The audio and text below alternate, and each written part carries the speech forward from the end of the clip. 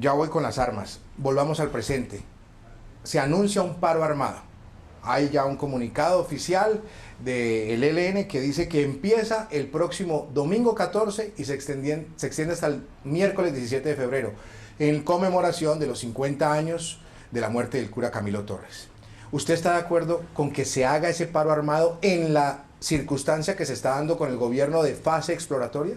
No, en absoluto. Yo creo que esa es una medida anacrónica.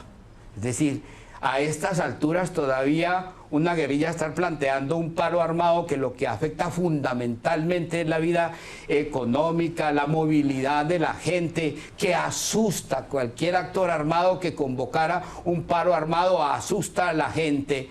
Yo no creo que si estuviera Camilo Torres Restrepo viviendo en este momento o durante esta entrevista estuviera diciéndoles al ELN, los felicito por esa medida tan patriótica que han tomado. No, en absoluto. Yo creo que este país no lo vamos a transformar con paros armados y no vamos a llegar a una mesa de conversaciones más fuertes con paros armados. Yo creo que este paro armado no debería realizarse bajo ningún punto de vista. Y la gente que me oye debería entender que hay que rechazar este tipo de medidas por parte de la guerrilla. Lo único revolucionario hoy es la paz. Es lo único que podíamos llamar revolucionario. De resto, tenemos que recoger todo este pasado de violencia y transformarlo en prosperidad para el país. Corre el riesgo el ELN que con acciones como esta, con ese anuncio del paro armado, el gobierno simplemente diga, no más, se acaba lo que se estaba intentando con el ELN. A ver, yo creo que el presidente Santos ha sido un hombre de mucha constancia en trabajar estos procesos de paz. Y yo eso lo valoro altísimamente. Yo creo que en otros gobiernos seguramente se hubiera levantado de la mesa, pero yo creo que aquí hay un presidente que realmente está convencido en la paz. Digan lo que digan los demás sobre las razones por las cuales lo hace. Yo creo que lo hace con sentimiento patriótico. Volvamos al tema de las FARC y de lo que se está negociando y de lo que se ha acordado en La Habana con las FARC. ¿Es una buena base lo que en este momento se tiene pactado para que sea el inicio con el ELN? A ver, lo que pasa es que el ELN está leyendo a través de un espejo lo que se está acordando con las FARC y no logra entenderlo. Yo creo que todos los acuerdos que se han hecho sobre desarrollo territorial son muy positivos, no solamente para el ELN, sino para el campo. Lo que se ha hecho en participación política realmente abre las compuertas de la democracia, de pronto no tanto como quisiéramos, porque realmente estos estados no son tan democráticos como ellos dicen, pero tampoco son tan antidemocráticos como nos lo planteábamos desde el alzamiento armado. Aquí han habido cambios bien importantes, y ese tema de la participación política convenido con las FARC ha sido muy interesante. Y hay uno que es fundamental, y es el tema de las víctimas. El hecho de que millones de personas sean tratadas hoy, tengan la esperanza de volver a recuperar un poquito de lo que tuvieron y de su dignidad durante estos largos años del conflicto, hace que ese proceso con las FARC sea generoso, sea benigno, ¿no? El tema de la justicia transicional, el pago de penas, que mucho ha sido criticado por los opositores en este momento en Colombia, donde se piensa que va a haber impunidad y que no van a pagar con cárcel lo que han hecho. ¿Usted cómo lo ve? Y de llegar a darse con el ELN, ¿usted sería partidario de cárcel en algún periodo de tiempo, algunos años? Yo estuve 14 años y medio en la cárcel, de manera que a mí no me vayan a meter allí, ¿no es cierto? Yo estuve 14 años y medio en la cárcel. Y la cárcel es una cosa muy fuerte, demasiado difícil de soportar. Es demasiado difícil. Claro, los comandantes ahora en el territorio y la tropa nunca se imaginan poder estar en una cárcel. Y yo creo que va a ser muy difícil, sería muy difícil venderles un proceso de paz en donde las condiciones de ellos serían estar en una prisión. Pero además no es lo más rentable. Lo más rentable es que quienes tengan delitos de lesa humanidad efectivamente tengan una forma de pago que seguramente será un pago de penas en el territorio. Ya eso lo convendrán el Estado y los tribunales. Pero yo creo que es mucho más rentable estar haciendo nada en una cárcel a no ser de que estuvieran trabajando en un proceso de paz, estar haciendo nada en la cárcel es mucho más productivo estar trabajando en el campo o en los municipios tratando de convertir esa voluntad política y ir a la paz en una voluntad de construir una nueva nación. Y cuénteme una cosa, usted que estuvo combatiendo, que estuvo al frente del ELN, ¿hasta dónde la participación en política los trasnocha a los comandantes? Usted fue comandante del ELN. ¿Usted en algún momento visualizó cuando estaba con el arma en la mano llegar al Congreso, a la Asamblea, al Consejo? Y se lo digo para saber si podemos ponerlo como referencia a lo que puedan estar pensando tanto los comandantes de las FARC como los comandantes actuales del ELN. A ver, yo creo que las FARC tienen mucha más carrera política en las aspiraciones de poder participar en los órganos del Estado. Yo creo que las FARC eso lo tiene mucho más claro y lo trabajó cada vez más. En el ELN el chip electoral no existe. O sea, usted no los ve a ellos en un Congreso de la República. Y todavía no los veo promoviendo elecciones porque no creen en elecciones, los veo más promoviendo el abstencionismo, ¿no es cierto? O sea, no hay no puede crearse un movimiento político, por ejemplo. Sí, lo que sí se puede crear es un movimiento social. Cuando ellos están hablando de la participación de la sociedad, es una sociedad que participe más en los acuerdos de paz, en donde las reivindicaciones que se logren en la mesa puedan ser refrendadas por la sociedad civil y ejecutadas en el país. Es otra concepción diferente a la mera participación de orden político electoral. Y ya que estamos hablando de conceptos, quiero, por favor, su concepto en cuanto a una parte que puede ser meramente palabra, pero que detrás hay un concepto completamente gigante. Y es, una cosa es dejar las armas y otra cosa es entregar las armas. ¿Qué es lo que debe hacer las FARC? Y si lo llegara a hacer el ELN, ¿qué sería lo mejor? ¿Dejar las armas guardadas con un candado o entregar las armas, destruirlas y olvidarse que existieron? Yo no creo que exista un gran problema en el concepto de dejar las armas. Inclusive quien comenzó por manejar primero este concepto de dejación de las armas fue Marulanda Vélez. En alguna reunión dijo, no hablemos de entrega de armas, hablemos de dejación de armas, nosotros veremos dónde las dejamos, en fin. Pero yo creo que el tema de las armas, hay que acabar con el simbolismo de las armas.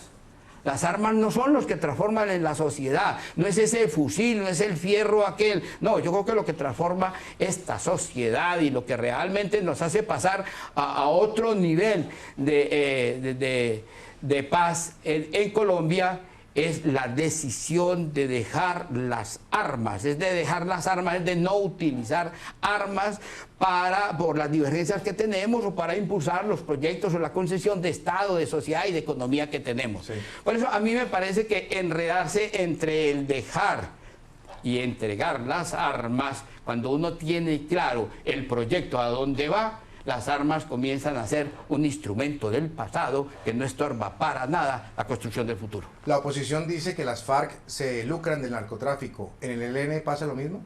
En el ELN siempre tuvo una decisión de los congresos, de todos los eventos, de proscribir la acción en el narcotráfico. Y siempre se mantuvo. Mientras yo estuve así, conocí que las cosas se daban y en efecto cuando yo estuve nunca se tuvo una actividad con el narcotráfico. ¿Se lucraban del secuestro? Si no se lucraban del narcotráfico, ¿se lucraban del secuestro? Claro, la economía se recogía a partir del secuestro, efectivamente. Y de las extorsiones. Era la actividad mayor, ¿cierto? Y las extorsiones que tenían el nombre de impuesto de guerra, ¿no es cierto? Lo cobraban. Se cobraba, sí. Pero yo no creo que el ELN haya participado en el tema, en la actividad del narcotráfico como política definida en sus congresos o como orientación de sus organismos superiores. Ahora, yo ya no sé en el territorio cómo se maneja eso, en los frentes de manera particular. Muy bien. Dos componentes del Paz Colombia o del Plan Colombia antes, ahora Paz Colombia, que son fundamentales y que usted en el campo, en el terreno, cuando fue comandante del ELN, nos puede ayudar a orientar.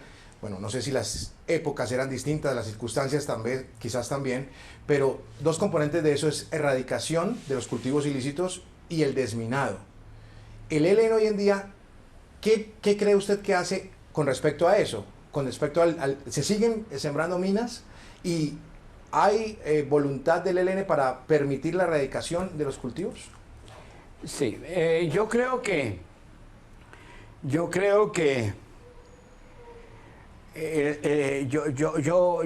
en este momento creo que el ELN no ha suspendido el minado, porque todavía lo siguen utilizando como instrumento de defensa o para contener el avance de la tropa, puesto que están en plena actividad militar. Lo que yo sí creo es que si se logra iniciar la fase pública de negociación, yo sí creo que se podría convenir de entrada un proceso de desminado, al menos de algunos territorios. Pero en el momento yo creo que no hay suspendido la acción de minados en el territorio donde opera el ELN. Y en el campo del narcotráfico, yo creo que efectivamente aquí hay que buscar otras maneras de combatir el narcotráfico, y el presidente lo ha dicho ya en varias ocasiones, teniendo en cuenta que las anteriores medidas, inclusive las del Plan Colombia, no han dado los resultados. Yo creo que aquí, con la creatividad del presidente y aún de la mesa de conversaciones con las FARC, yo creo que nos debe arrojar otra manera de combatir ese fenómeno en Colombia. Las FARC anunciaron hace un par de días que no van a reclutar más menores de edad, pero el punto principal creeríamos que es que los menores que están en las filas salgan. Es lo primero que deberían hacer las FARC, que dejen salir a los menores que están en este momento al interior de sus filas. ¿El ELN tiene el mismo flagelo con los menores de edad? Sí, yo creo que en las guerrillas participan de muchas formas muchachos de 16, 17 años. ¿Pero lo reclutan? No, yo no creo que sea como un reclutamiento. Yo no conozco el ELN pues ya desde los últimos años. Yo le hablo del momento en que usted tiene como comandante del ELN, que fue cuando usted estaba al frente. Lo que pasa es que en el territorio había muchachos que en el momento de la llegada de la tropa terminaban en los campamentos, ¿no es cierto? Ya. O en los campamentos habían familiares, estaba el tío y llegaban allá. Es decir, no había una política expresa que dijera vamos a reclutar menores para tal actividad dentro de la guerrilla. Eso no existió en aquel tiempo, ¿no es cierto? Ahora no sabemos. Sí. Bueno. Varias cosas ya para finalizar. Me quedan de lo que usted nos ha dicho en estos minutos en Noticias RCN y NTN 24. Nada justifica lo que se está haciendo en este momento por parte del ELN. No hay una justificación para lo que se está viviendo en el país en este momento y para nomás otra vez hablar del paro armado que está programado para los próximos días. No hay una justificación. No, nada justifica hoy la guerra en Colombia. Es decir, hoy no es posible que una guerrilla insurgente se pueda tomar el poder, es cierto, y construir un nuevo proyecto de poder. Y una razón, hay muchas razones, pero una sola razón de carácter militar. Hoy los estados están tan coordinados internacionalmente de manera militar y logística en defensa de sus instituciones que impedirían que una guerrilla pobre llegara al poder. Por eso es lo que yo digo, el único camino que nos queda es la paz. Y yo sí quisiera enviarle un mensaje al ELN de manera directa, y lo hago sin ningún tipo de interés, solamente por la reflexión y el conocimiento de la realidad del país que he tenido en estos años. Yo creo que ustedes tienen que resolver las contradicciones internas. Las contradicciones internas los pueden llevar a límites inevitables, como es la confrontación. Yo creo que eso hay que resolverlo. Y el país está esperando que eso se resuelva. Y yo creo que hay que tomar la decisión clara entre quienes quieren la paz y quienes optan por la guerra.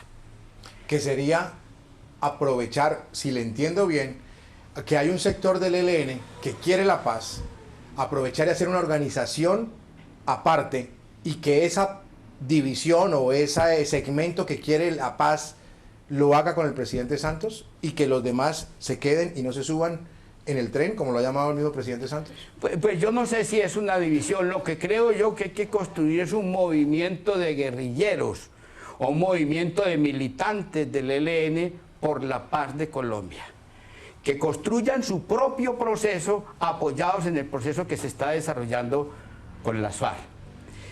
Porque, y yo creo que no es ilógico, quienes en aquel tiempo tomamos las armas y fuimos valientes en abanderar unas luchas por las transformaciones de Colombia, yo creo que con la misma valentía en que se hizo aquel tiempo, hoy lo revolucionario no es tomar las armas.